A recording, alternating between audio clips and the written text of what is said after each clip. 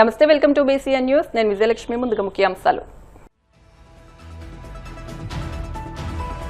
వివిధ శాఖలకు సంబంధించి మొత్తం 41 కీలక అంశాలకు మంత్రి మండలి గ్రీన్ సిగ్నల్. కేబినెట్ నిర్ణయాలను మీడియాకు వెల్లడించిన మంత్రి పయ్యావుల కేశవ్. ఓటర్ల జాబితా సవరణపై అప్రమత్తంగా ఉండాలి. పార్టీ శ్రేణులకు వైసీపీ స్టేట్ కోఆర్డినేటర్ సజ్జల రామకృష్ణారెడ్డి సూచనలు.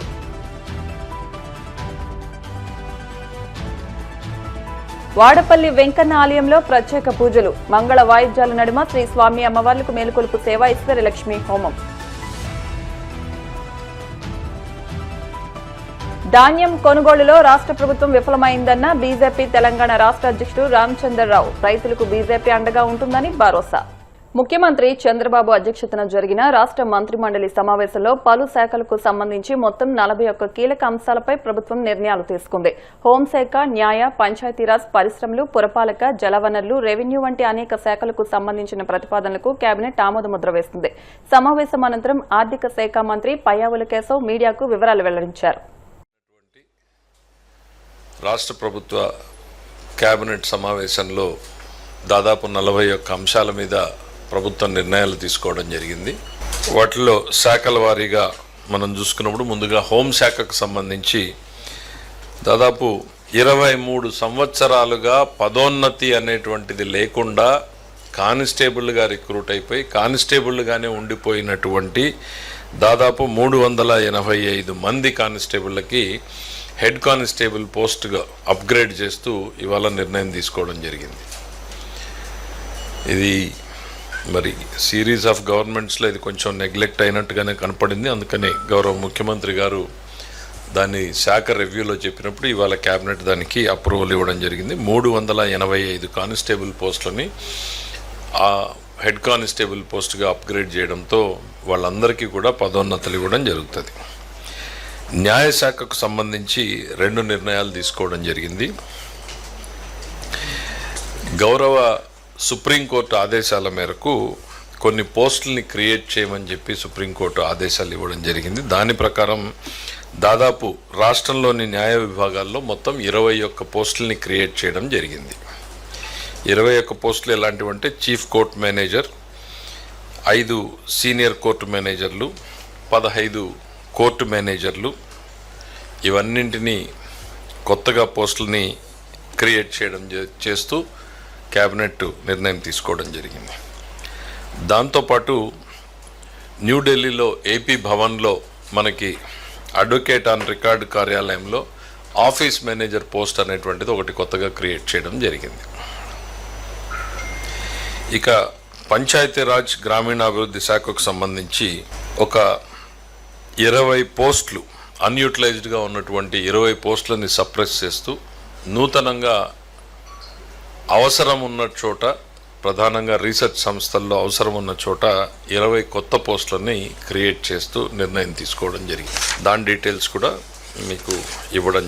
దెన్ ఇండస్ట్రీస్ అండ్ ఇన్ఫ్రాస్ట్రక్చర్కి సంబంధించి రామాయపట్నం పోర్టుకు సంబంధించి ఈపీసీ విధానంలో మనం గ్రీన్ ఫీల్డ్ పోర్టు నిర్మాణం చేస్తున్నప్పుడు గతంలో ఇచ్చినటువంటి శాంక్షన్ల అమౌంట్లోనే విత్ ఇన్ ది లిమిట్ కొన్ని అదనంగా ఇవ్వాల్సినటువంటి పరిస్థితులు వచ్చినాయి. ఎందుకు అనంటే ఎన్విరాన్మెంటల్ ఇంపాక్ట్ అసెస్మెంట్ చేసినప్పుడు వారు కొన్ని సూచించారు. మనం ఎక్కడైతే డ్రెడ్జింగ్ చేస్తున్నామో, డ్రెడ్జింగ్ చేసిన మట్టిని ఇసుకని వేయాలనుకుంటున్నామో అక్కడికి కాకుండా అదనంగా ఇంకా కొద్దిగా దూరంగా వేయాలి.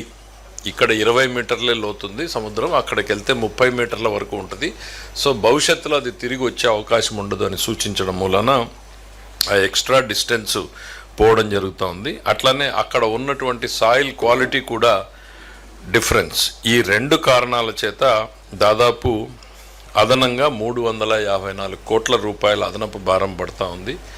దానికి కూడా అనుమతిస్తూ తీసుకోవడం జరిగింది. అయితే టోటల్ ప్రాజెక్ట్ కాస్ట్లో మాత్రం మార్పు లేదు. అందులోనే ఈ అమౌంట్ అడ్జస్ట్ అవ్వడం జరుగుతూ ఉంది. మీకు డీటెయిల్ నోట్స్ ఇస్తాం. 354 కోట్ల 23,81,192 అంత డీటెయిల్గా ఇస్తాం. ఇక అగ్రికల్చర్ అండ్ కోఆపరేషన్కి సంబంధించి మార్క్ఫెడ్ ఎన్డీసీసీ నుంచి 1800 కోట్లు ఫ్రెష్ వర్కింగ్ క్యాపిటల్ లోన్ తీసుకోవడం కోసం, గవర్నమెంట్ గ్యారంటీ కోసం ఇవాళ క్యాబినెట్ అప్రూవల్ ఇవ్వడం జరిగింది. R&Bకి సంబంధించి కీలకమైనటువంటిది కేంద్రంలో మనకు ఉన్నటువంటి ఏపీ భవన్గా ఇప్పటిదాకా మనం పరిగణ తీసుకోబడుతున్న దగ్గర 11.53 తాడేపల్లిలోని వైసీపీ కేంద్ర కార్యాలయంలో ఓటర్ల జాబితా సవరణపై కీలక సమావేశం జరిగింది. ఈ సమావేశానికి పార్టీ రాష్ట్ర కోఆర్డినేటర్ సజ్జల రామకృష్ణారెడ్డి ముఖ్య అతిథిగా హాజరయ్యారు. ఈ సందర్భంగా ఆయన మాట్లాడుతూ ఓటర్ల జాబితా సవరణ ప్రక్రియపై పార్టీ శ్రేణులు పూర్తిగా అప్రమత్తంగా ఉండాలని సూచించారు. గత అనుభవాలను దృష్టిలో ఉంచుకుని మరింత జాగ్రత్తగా వ్యవహరించాల్సిన అవసరం ఉందన్నారు. ఎస్ఐఆర్ పేరుతో అధికార పక్షం చేసే అక్రమాలను అడ్డుకోవడంతో పాటు పార్టీ ఓట్లు ఎక్కడా తొలగించకుండా కాపాడాల్సిన బాధ్యత ఉందని తెలిపారు. బూత్ కమిటీల పని అత్యంత కీలకమని ఆయన స్పష్టం చేశారు. వ్యవస్థలను మేనేజ్ చేయడంలో బహుశా ఇండియాలో ప్రధానమంత్రి కూడా ఈయనకున్నంత శక్తి ఉంటుంది. అలాంటి చంద్రబాబు నాయుడు మారీచుల గురువు, కక్కుటమార విద్యలకు పెట్టిన పేరు, ఆయన చుట్టూ తయారైన శక్తులు కూడా అట్లాంటివి. గతంలో అనుభవం కూడా ఉంది మనకు. 19 ఎన్నికల ముందు అందరూ గమనించారు. నా గుర్తు 40-45 లక్షల ఓట్లు తీయించారు. చంద్రబాబు నాయుడు ఏం చేశారంటే సేవామిత్రని పెట్టి తిరిగి పంపించి 40 లక్షల దాకా తీసేసినారని తర్వాత మన వాళ్ళు జగన్మోహన్ రెడ్డి గారు ఆయన నాయకత్వంలో అందరూ ఈసీకి పోయి అక్కడ పోయి వాళ్ళకు మొరబెట్టి అక్కడ నుంచి మళ్ళీ తెచ్చుకొని మళ్ళీ చేయించి నానావిధాలు కూడా మనం తెచ్చుకోవాల్సి వచ్చింది. అంటే ఫెయిర్ ప్లే ఉంటుంది అని మనం దిగుతాం. ఎన్నికలు అంటే ఫెయిర్ ప్లే కాదు, మోసం మాత్రమే చేసి ఇది కావాలనుకునేవారు అవసరం ఉన్నప్పుడు మనం అది చేయకపోయినా కనీసం మనం అప్రమత్తంగా ఉండాలి. మనం దెబ్బ తగ్గకుండా అట్లా దెబ్బ కొట్టడానికి ఇప్పుడు అవకాశం బాగా వచ్చింది. ఎస్ఐఆర్ అధికారంలో ఉండేవాడికి ఇంకా ఎక్కువ ఉంటుంది. ఎస్ఐఆర్ అంటే 2000 ఇప్పటికి 24 ఏళ్ల క్రితం 2002 జాబితాతో చూస్తారు. 2002 జాబితా అంటే అప్పటికి ఇప్పటికి 2-3 జనరేషన్లే మారిపోయింది. ప్రధానంగా ఉండేది ఇక్కడ కూడా అలర్ట్గా ఉండడము, అందరినీ అలర్ట్ చేయడము, ఆయన మీ ఓటు కాపాడుకోండి అని చెప్పడం, వాళ్ళకు పక్కన నిలబడడం, ఇది చేయాల్సింది బాధ్యత మొత్తం మన మీద ఉంది. అది మనకు అవసరము, రాష్ట్రానికి అవసరము, ఓటర్లకు అవసరము, ప్రజలకు అవసరం. అందువల్ల క్రమమైన ఉన్న ఓటు ఏది పోకుండా చూడడం, మనకు వచ్చే ఓటు మన సింపథైజర్ అయితే అసలు జారిపోకుండా ఎట్లా చూసుకోవాలన్నా ఈ రెండు మనం ముందున్న రక్షణ కట్టాలి. లేదు 25లో ఇప్పుడున్న ఓటర్లు అందరూ వాళ్ళు ఎక్కడున్నా పోకుండా చూడడం అట్లా, ఈ రెండు మన ముందున్న బాధ్యత. దీనికోసం ఒక ఎక్సర్సైజ్ చేయాలా, సీరియస్గా చేయాలా, కోఆర్డినేటెడ్గా చేయాలా. And election commission representative accept చేసిన మన అట్నుంచి డిప్యూటీ కింద గ్రౌండ్ లెవెల్లో ఎవరైతే బిఎల్ఓ ఉంటారో అల్టిమేట్ ఇట్ బాయిల్స్ డౌన్ అంతా కిందికి పోయేది బిఎల్ఓ దగ్గరికి పోతుంది. మన వైపు నుంచి పొలిటికల్ పార్టీ నుంచి బిఎల్ఏ దగ్గరికి పోతుంది, బూత్కి వెళ్తుంది అక్కడ. సో ఈ బూత్ లెవెల్లో కోఆర్డినేట్ చేసుకుంటే సహజంగానే మనకు ఏదైనా ఇంటర్వ్యూ జరిగిన ఉన్న 1000-1200 ఓట్లను ఎవరైతే నిజంగా లేని ఓట్లు ఉంటే తీసేసినా ఓకే, ఉన్న ఓటు పోకుండా మన ఓటు అయితే మరింత జాగ్రత్తతో, మనకు వస్తున్న ఓటు అయితే మరింత జాగ్రత్తతో వాటిని ఐడెంటిఫై చేసి కంటిన్యూ అయ్యేట్టు, లేదంటే మళ్ళీ రీఇన్స్టేట్ అయ్యేట్టు అంతవరకు హ్యాండ్ హోల్డింగ్ చేయడం, ఐడెంటిఫై చేసి హ్యాండ్ హోల్డింగ్ చేయడం అని. లైక్ ఎలక్షన్ కమిషన్ ఎట్లయితే ప్రిపేర్ అవుతుందో, ఇప్పుడు సెన్సస్ కమిషన్ వాళ్ళైతే ఎట్లా ప్రిపేర్ అవుతారు, ఒక ఎక్సర్సైజ్ దానికి ముందు గ్రౌండ్ వర్క్ చేసుకోవడము, ఆ తర్వాత క్యాంపెయిన్ లాగా జరిగినది. మన వైపు నుంచి మనం కూడా అది ప్రిపేర్, స్ట్రక్చర్ పూర్తి ఫామ్ కావాలి, బిఎల్ఏలు పక్కగా ఫిల్ కావాలి. ఇప్పటికే లిస్ట్ వచ్చాయి బిఎల్ఏలు చేస్తారు.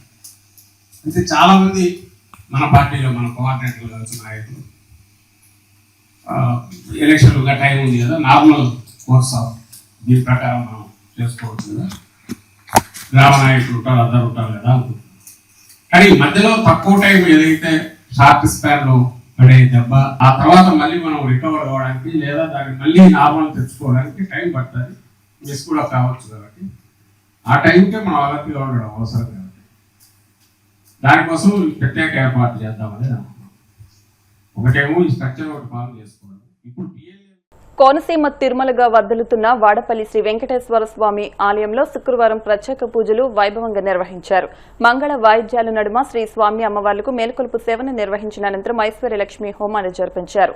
అర్చకులు శ్రీ స్వామి అమ్మవార్ల వసంత మండపంలో అష్టోత్తర పూజలు నిర్వహించగా ప్రత్యేక అలంకరణలో ఉన్న స్వామిని దర్శించుకుని భక్తులు తరించిపోయారు.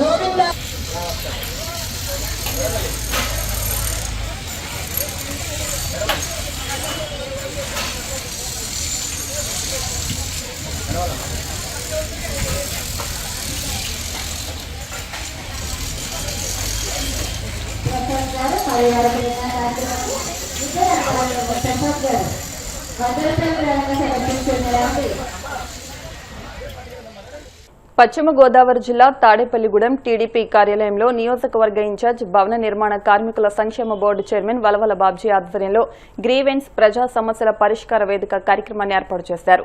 ఈ వేదికలో నియోజకవర్గ ప్రజలు, కార్యకర్తల నుంచి వినతులు, ఫిర్యాదులు, అభ్యర్థులను స్వీకరించారు. ప్రతి సమస్యకు పరిష్కారం కోసం సంబంధిత అధికారులతో మాట్లాడి చర్యలు తీసుకున్నారు. అనంతరం 20 మందికి 12,23,652 రూపాయల సీఎం రిలీఫ్ ఫండ్ చెక్కులు పంపిణీ చేశారు. నాడు పెట్టడానికి కారణం ఏంటంటే భవన నిర్మాణ కార్మికుల బోర్డు తరపున ఏదైతే పథకాలు లాంచింగ్ చేయవలసిన అవసరం ఉందో ఆ కార్యక్రమాన్ని ముఖ్యమంత్రి గారు పామర్రు దగ్గర పైడి ముక్కలన్న గ్రామంలో పెట్టడం జరిగింది. అది మేడే సందర్భంగా మరి కార్మికులకు కానుకగా ఇవ్వడానికి రేపు సంకల్పించడం జరిగింది. దాని మూలంగా ఈ రోజు ఈ కార్యక్రమాన్ని జరపడం జరిగింది. అలాగే మరి చీఫ్ మినిస్టర్ రిలీఫ్ ఫండ్ పెట్టుకున్నారో వాళ్ళందరికీ 20 మందికి దాదాపుగా 12,23,652 రూపాయలు మరి చెక్కులు పంపిణీ చేయడం జరిగింది. మరి ఈ విషయంలో ముఖ్యమంత్రి గారికి తాడేపల్లిగూడెం నియోజకవర్గం తరఫున కృతజ్ఞతలు తెలియజేసుకుంటూ మరి ఈవేళ తెలుగుదేశం పార్టీ అలాగే కూటమి ప్రభుత్వం ఏదైతే ఎన్నికల్లో వాగ్దానం చేసిందో ఆ వాగ్దానాలన్నీ కూడా నిలబెట్టుకునే విధంగా మరి ప్రయాణం చేయడం జరుగుతుంది.